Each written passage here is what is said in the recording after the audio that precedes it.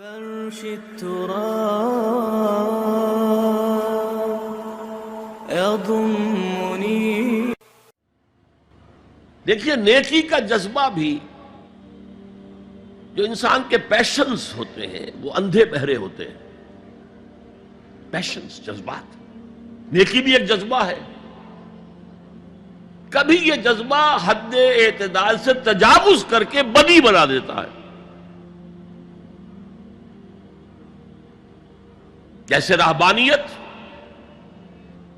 ترک دنیا، شادی نہیں کروں گا، گھر گھرستی کا بکھیڑا مول نہیں لوں گا، بس اللہ سے لو لگاؤں گا.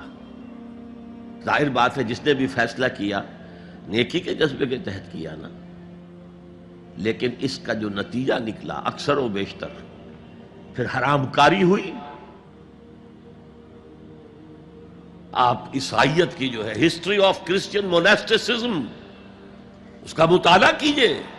انہوں نے خود لکھا ہے کہ بظاہر راہب خانے ہیں، راہب اور راہبائیں رہتی ہیں، اور ان کے تہخانوں میں حرامی بچوں کے قبرستان ہو جاتے تھے. یہ نیکی کے جذبے نے بدی کو جنم دیا ہے. حضور کے ساتھ ایسا ہوا. 3 اشخاص آئے، انہوں نے حضور کی ازواج مطہرات سے معلوم کیا آپ رات کو کتنا وقت نماز میں لگاتے ہیں، آپ مہینے میں کتنے نفلی روزے رکھتے ہیں. اب جو کچھ انہیں بتایا گیا، حضور کی زندگی کھلی کتاب تھی، بتا دیا گیا اتنا عرصہ جو ہے آپ رات کو تہجد پڑھتے ہیں، بتا دیا گیا مہینے میں اتنے روزے رکھتے ہیں. انہوں نے اسے کم سمجھا، فتقالوہا، قلیل سمجھا کہ یہ تو زیادہ نہیں ہے، ہمارا تو خیال تھا کہ آپ ساری رات ہی کھڑے رہتے ہو. لیکن اپنے دل کو مطمئن کرنے کے لیے کہ حضور کی کہیں توہین بھی نہ ہو جائے، کہا جی انہیں تو ضرورت نہیں ہے، وہ تو معصوم ہی ہے، ان کی خطائیں اول تو ہوتی نہیں، اگر کوئی ہے بھی تو اللہ نے کہہ دیا قد غفر اللہ لک ذنبک ما تقدم منہا وما تاخر، اللہ نے تو معاف کر دی اگلے پچھلے سارے گناہ، میرے لیے یہ کافی نہیں ہے. ایک نے کہا میں پوری رات عبادت کروں گا، اپنی کمر بستر سے نہیں لگاؤں. دوسرے نے کہا کہ میں ہمیشہ ہر روز روزہ رکھوں گا، کبھی افطار نہیں کروں گا. تیسرے نے کہا میں کوئی شادی بیاہ نہیں کروں گا، یہ کھکیڑ میں نہیں پڑھوں گا میں.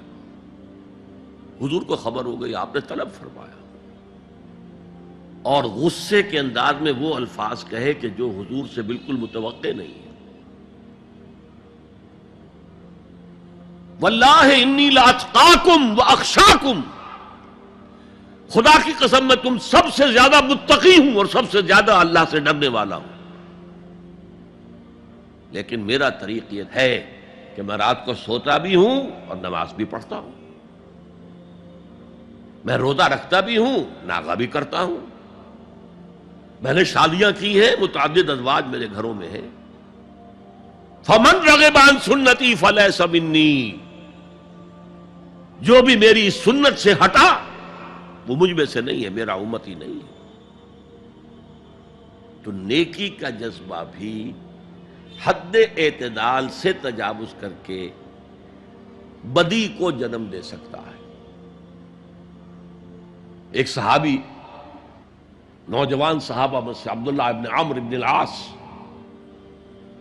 عجیب یہ بات ہے کہ باپ جو ہے بہت بڑا سیاستدان، بہت بڑا جری سپہ سالار، بہت بڑا حکمران، حضرت عمرو بن العاص،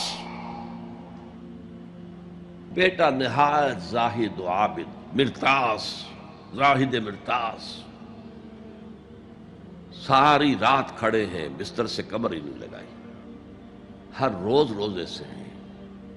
یہ خبر دی گئی حضور کو تو آپ نے طلب فرمایا یا عبداللہ اولم اخبر انک تقوم اللیل وتصوم النہار، اے عبداللہ مجھے یہ خبر نہیں دی گئی ہے، یعنی یہ بات جو ہے صحیح ہے کہ نہیں کہ تم ساری رات عبادت کرتے ہو، ہر روز روزہ رکھتے ہو؟ کیا کہہ سکتے تھے؟ بلا یا رسول اللہ، حضور ایسا تو ہے. فرمایا لا تفعل، ہرگز ایسا مت کرو. فَإِنَّ لِزَوْجِكَ عَلَيْكَ حَقًّا وَإِنَّ لِزَوْرِكَ عَلَيْكَ حَقًّا بَلْ إِنَّ لِنَفْسِكَ عَلَيْكَ حَقًّا. تمہارے نفس کے بھی تم پر حقوق ہیں، تمہاری بیوی کے بھی تم پر حقوق ہیں. ان کی زوجہ سے کسی نے پوچھا تھا تم ہمیشہ میلی کچیلی رہتی ہو، کبھی ہم نے تمہیں کسی اچھے لباس میں کوئی جسے سنگھار کہہ دیتے کہ یہ میں نے دیکھا؟ تو ان کا کہ مجھے کیا غرض ہے، تمہارے بھائی کو تو مجھ سے کوئی غرض ہے ہی نہیں، میں کس کے لیے بناؤ سنگھار کروں. یہ بھی الفاظ آتے ہیں. فرمایا ہرگز مت کرو. میں تو کرتا ہوں، میں روزے بھی رکھتا ہوں لیکن نہیں بھی رکھتا، میں نماز پڑھتا ہوں لیکن سوتا بھی ہوں، میری بیویاں ہیں متعدد. تو میری سنت اگر تم نے چھوڑ دی تو تمہارا مجھ سے کوئی تعلق نہیں ہوگا.